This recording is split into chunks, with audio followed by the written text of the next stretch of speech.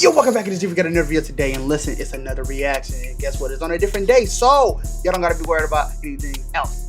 The thing about this one, bro, it's from Tommy NFG, and listen, last video for Tommy NFG, it was a banger. Which, listen, if you want to watch the video on your own time without no pauses and all the other stuff, listen, there's in the description below, along with what I might be asking y'all in the so y'all can talk in the comments amongst yourselves. And listen, before we get into the video, leave a like, subscribe, share the video, don't matter who. And along with what I said earlier, I'm gonna ask y'all a question about the video and tell me what y'all want.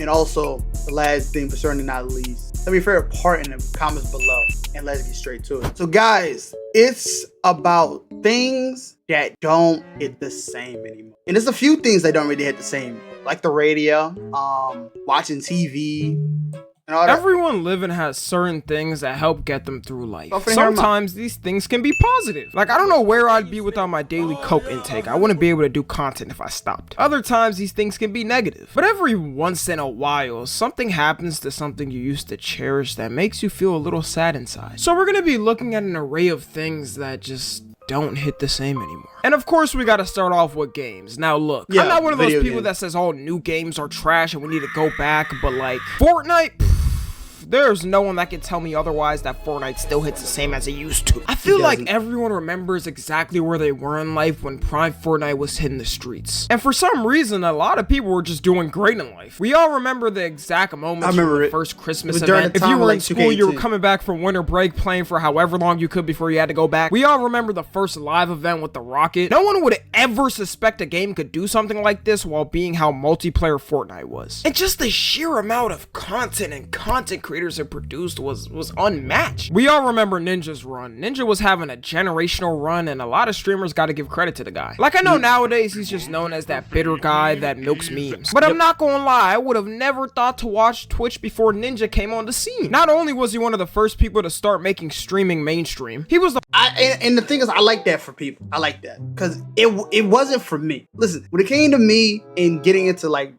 Twitch and like people like streamers, bro, you just had to be there. Cash Nasty, when he was doing that pack opening, you got Solo Minotti, and then you also got Kel hit him up too. You didn't want to miss it. The first one to bring the celebrity world to something that was previously seen as nerd. Nowadays, some celebs are literally praying to be on a Kaizen stream to get their numbers back up. And to think none of this would have happened without Fortnite, or at least as fast as it did. But nowadays, I don't even know what the f be going on in Fortnite. Like, I understand they have to constantly be evolving and can't stay OG all the time, but why the f is there a Guitar Hero now in Fortnite? They just stole a whole other game and said, F it, we need to make profit ASAP. I knew Fortnite was gonna go downhill though as soon as they added that mech. If you were there for this, you would understand the PTSD you would get when you saw this giant flying machine stomping people all over the map. It was damn near unavoidable. I don't even know why they would add this to the game. And you could use the mech in pro tournaments, so pro players were losing potential tens of thousands to it. Nowadays, it seems like the developers of Fortnite don't even know what Fortnite is supposed to be anymore. Like, for the last 3 seasons,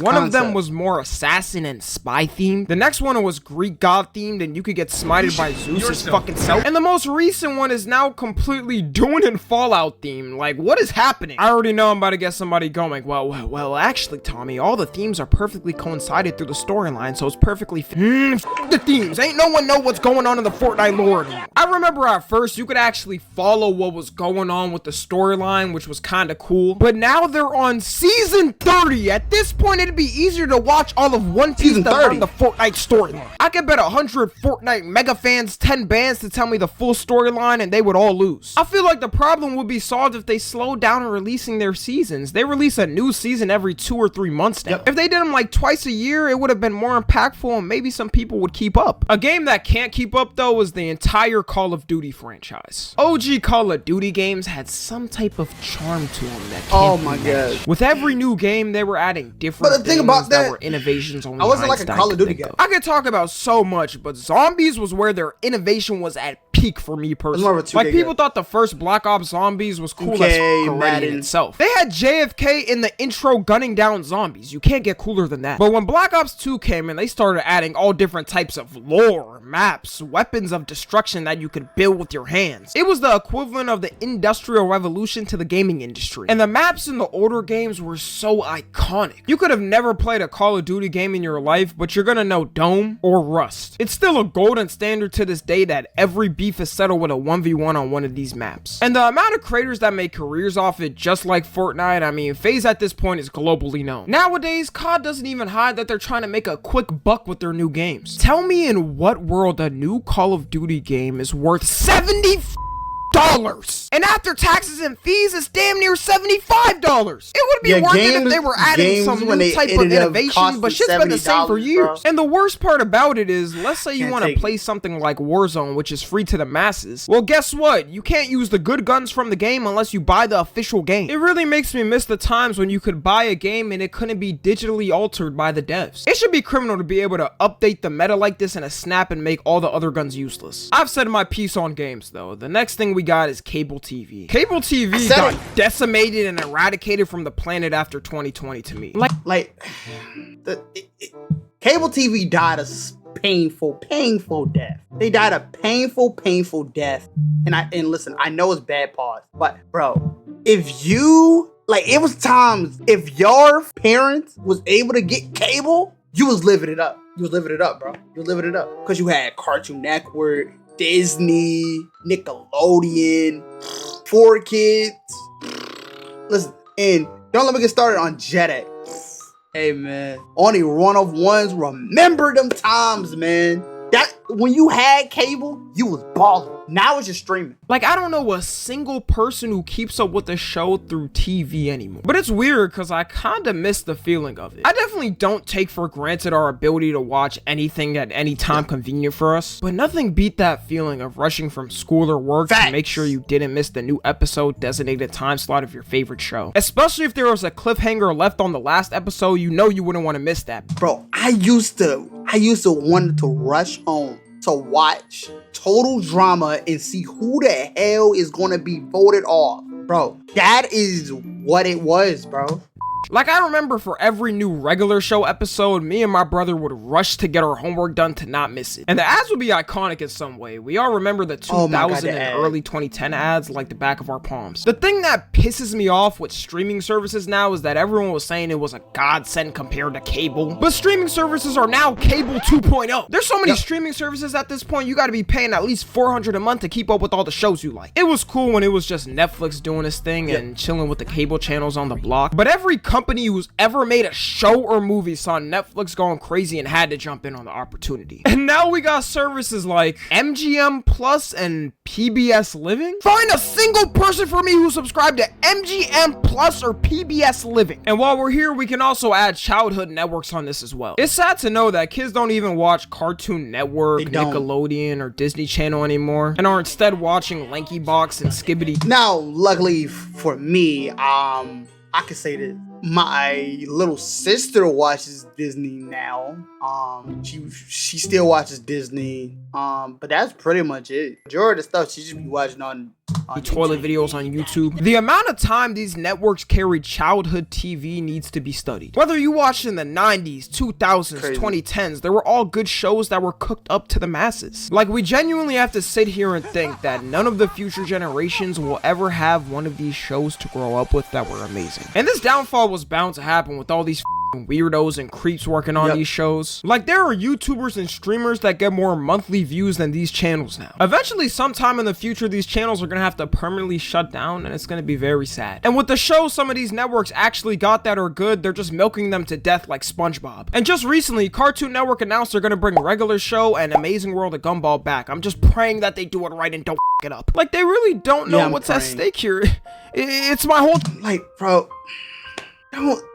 don't fuck it up. And bro, the thing about Nickelodeon, bro, they rely so much on SpongeBob that's all they I'm telling you, go Google it now, and that's all they're gonna be ever literally playing. You're dang, there's no variety. What happened? What happened to the variety of shows? and it's just zero creativity.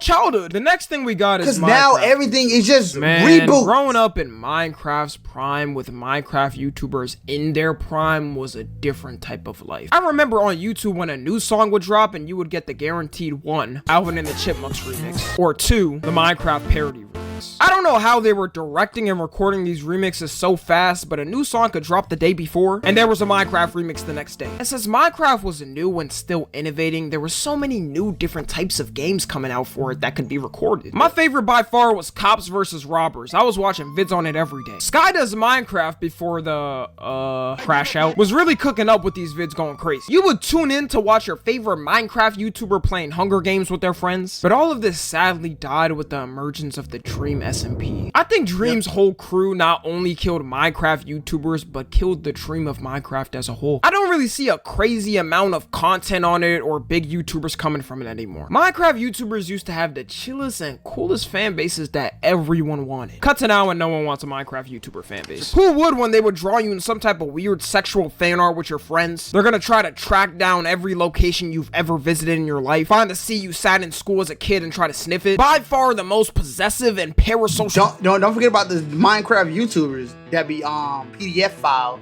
type fans to ever exist on the internet. Even Dream himself doesn't like his fan base. They try to cancel him like 50 times. And Minecraft YouTubers gotta have the fans to ever exist. You do so much as say a joke that's a little wild and they turn their back on you instantly. Dream's whole crew completely altered the title of being a Minecraft YouTuber. When people think of the concept of Minecraft YouTuber, they're now thinking which title do they hold? Groomer, pedo, or sexual assaulter? If I was a Minecraft YouTuber, I wouldn't even want the label of being one. And last we got is rappers, specifically underground rappers. The reason why rap has been dominant for so many years is because there's always someone on the underground making a come up trying to fight for their spot. Or at least that's how it's supposed to. Okay, one thing I'm gonna say about the underground rappers, when you got people like Netspin, Che, Jay Still Going, he's basically the father of the underground. Osama Son, and then you got a whole bunch of others. You're like, it's cool, but I can kind of see where the gripe is of when you're talking about like underground music, because we're so used to the times of like 2016 underground when it was like came to SoundCloud. But it's cool now, but it's just not gonna get to that level anymore, which I can understand. Nowadays, it seems like the same people that have been running are gonna be doing it until they die. For the early 2010s, you had underground rappers coming out with some names you might know. Drake, J. Cole, Kendrick Lamar, Wiz Khalifa, Big Sean, Meek Mill, Travis Scott. For the mid to late 2010s, I mean, do I really gotta explain it? They pretty much still run now. It's crazy how everyone in the 2016 cypher is still relevant as ever now. Everyone was always keeping up with whatever shenanigans was going on with them. I would genuinely be interested in some dumbass beef going on with X, especially since I was such a huge fan of him. And the music was innovative, new, and different for each artist, which is why their fan bases were so strong. We all remember every kid thought they were emo after listening to a Juice WRLD song. We all remember every kid thought they could run the hood after listening to 21 Savage. We all remember every kid thought they were a little gay after listening to Uzi. Or is that new Uzi? I honestly don't even know anymore. Cut to now and I don't even keep up with any of it going on anymore. A lot of the new underground rappers are genuinely just ass to me. People will tell me to react to it on stream and I feel appalled at the fact I was recommended this.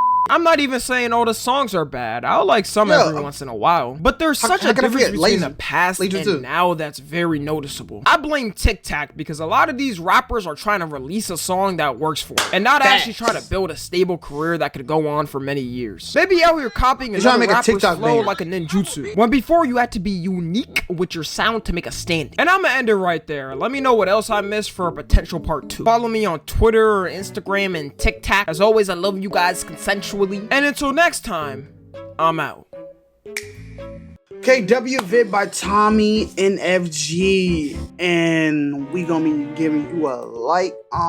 Listen, what he said in the end, I kind of understand, and that's kind of what I basically said before he said it. Like, there's some that's good, like I basically named a few.